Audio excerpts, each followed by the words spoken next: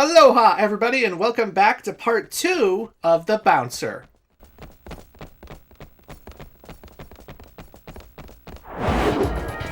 Where the hell did he come from? There's another one! Yeah, there's a whole bunch of them.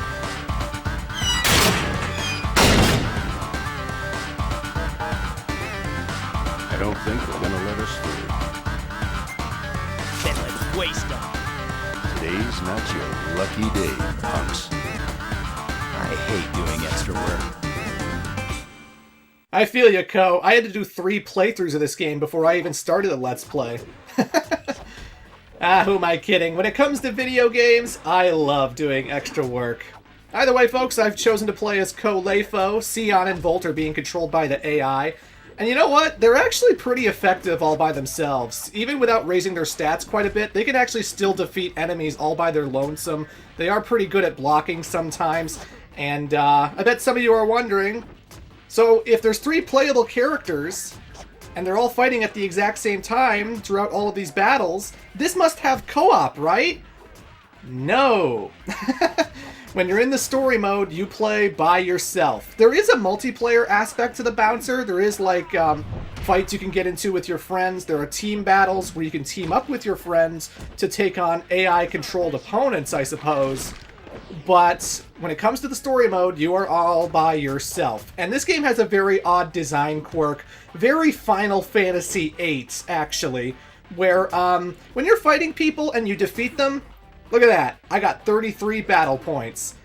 Sion just killed that guy, and I didn't get any battle points because Sion took the kill. Ugh.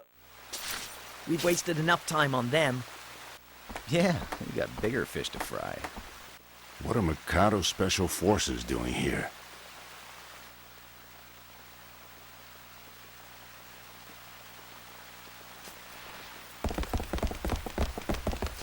What is it? Huh? You recognize that Black Panther? No. Let's get going. We're gonna miss the train. Yeah. No, Volt, I don't recognize that Black Panther in this city location. I don't often see Black Panthers here. Do you? Well, maybe in Wakanda. What's wrong?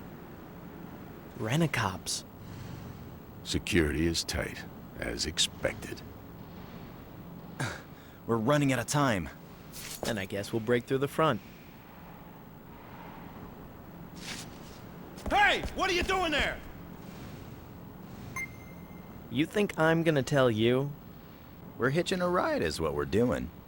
Oh, like you let us through if we tell you? Just a reminder, I am editing all 3 playthroughs together, so every time there's like a final line, every time you choose a character, the character you choose is going to say their one line. But I'm inserting all 3 of them, so sometimes you get like Sion going, "You think we're gonna tell you?" And then you get Volt saying, "You think we're gonna tell you?"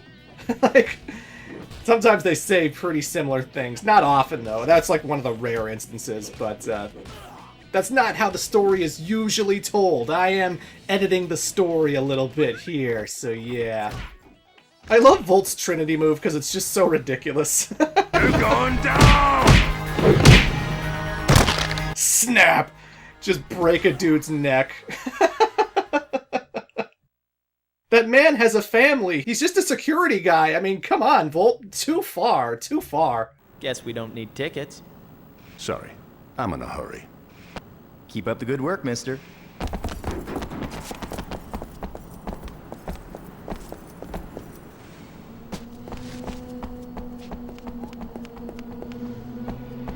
I think that's it.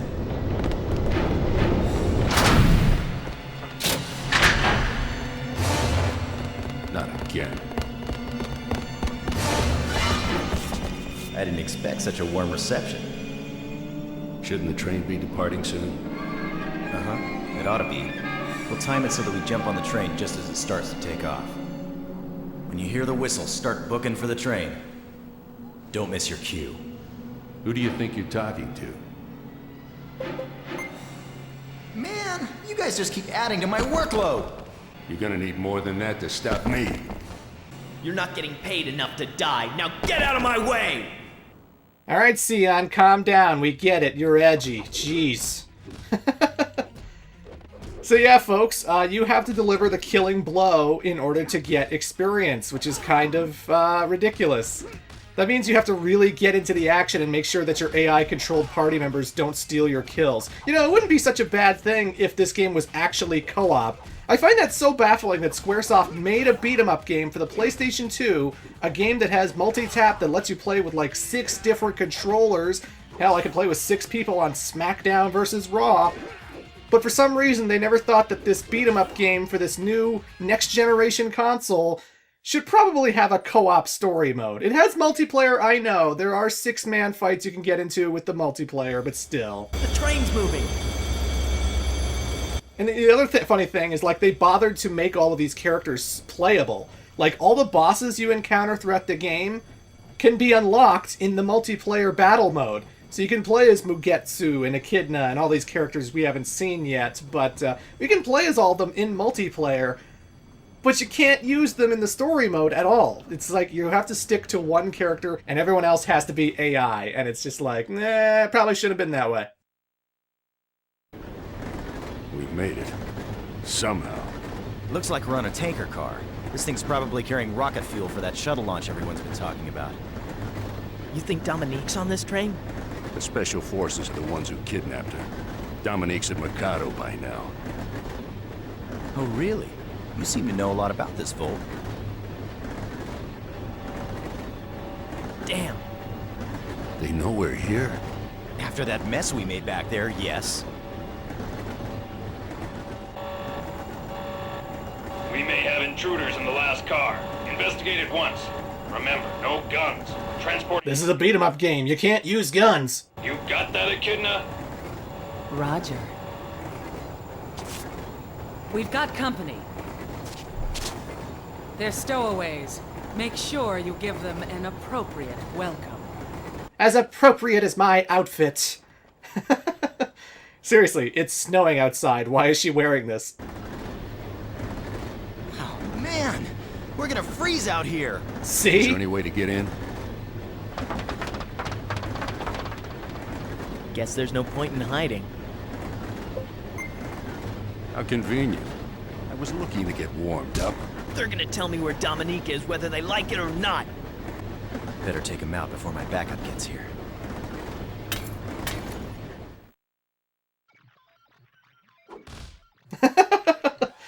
I love when you hit enemies and then they domino effect into each other. Like, you'll run into their buddy who will run into their other buddy, and that can actually maximize the damage and drain their health bar really, really quickly, which allows my AI party members to steal the kills really easily. But be warned, this can also be applied to you as well. You can block people's attacks with the R1 button, but you also need to block your own teammates should they get hit and knocked back into you. Because you might not be paying attention. Maybe Volt gets knocked around by one of the security guards, he runs into you, which can run into Sion, and then all of you can take a lot of damage as well. This game has a weird domino system going on. If you don't have a ticket, you're gonna have to pay. And this ride ain't cheap. Where did you take Dominique? So nice to see you again, Echidna. Is that you, Volt? I thought I finished him off. Indeed. But I'm not the Volt you once knew. Now it's your turn to take a trip to hell. This time, I'll make sure I finish you off, along with your friends. I don't think so. You'd be such a hottie if only you kept your mouth shut. Ooh! Come get some, Echidna. Ko, you misogynist piece of shit. But, yeah, folks, now we're fighting a boss. We're fighting Echidna. No relation to Knuckles. And she knows capoeira. She is very much like Eddie Gordo from Tekken, so she can be kind of, she can really catch you off guard with some of her attacks. But I should recommend, for sure, hold the R1 button anytime they're attacking, anytime they're doing their crazy dance moves. It doesn't matter if they attack low or attack high or wherever. Just because your character is guarding upwards, protecting their face, The kicks and stuff will not affect your legs if you're holding the R1 button. Blocking protects you from pretty much everything, aside from, like, some of the final boss's attacks. You will be fine if you block.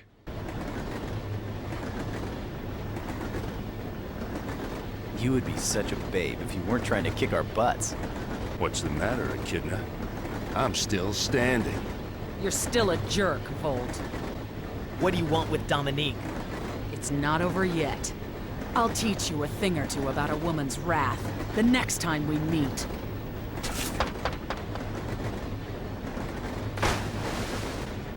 That lake must be fucking freezing. Bolt, what happened between you two?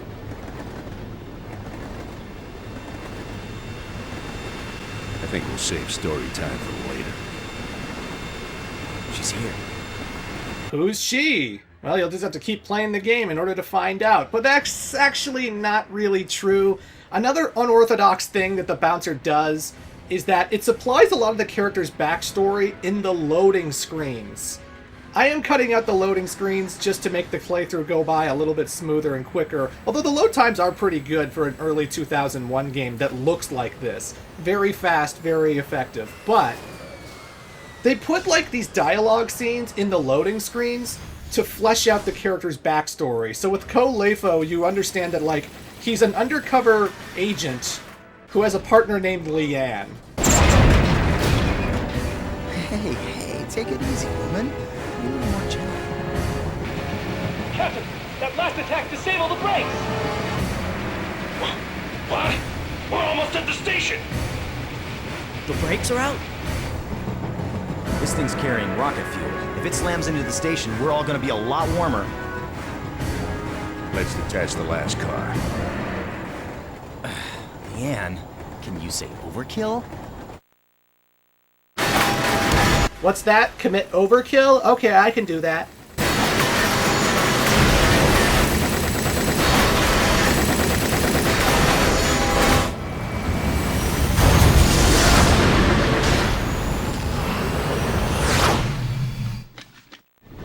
The coupler's locked with a card key. And where are we going to get this card key? It's probably in the engineer's cab. But the cargo's in the way. Then we better find one in this car. Hey, what if we don't find one? We're toast.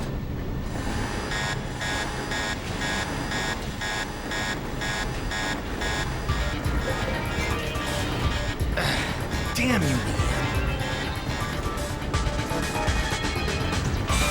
But yeah, there's a lot of backstory that the game isn't showing you up front. There are stuff that gets revealed throughout the story, though, so I didn't feel the need to include the loading screens, but just so you know. Anywho, we have a puzzle element. We have to find a card key. Ko, what are you doing? Stop relying on Sion and Volt. Oh no, this is going to be disasterific. We're out of time already?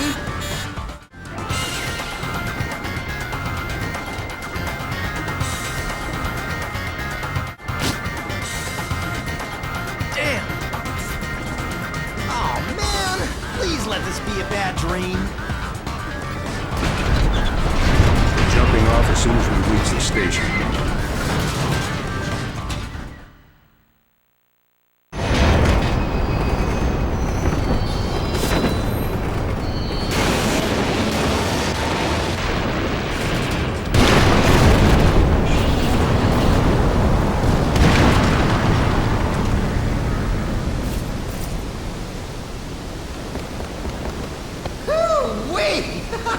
I don't know how we lived through that. It's not over yet. Seawater's rushing in from the explosion. Hurry!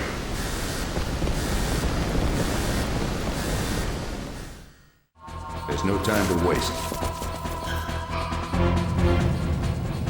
Alright, I gotta get out of here, and oh no, I forgot my wallet! Ah, jeez, I gotta go pick that up. Oh no, I probably shouldn't have done that. Oh god.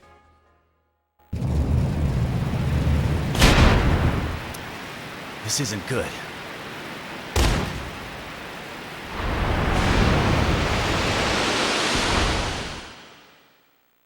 Game over. And Code died.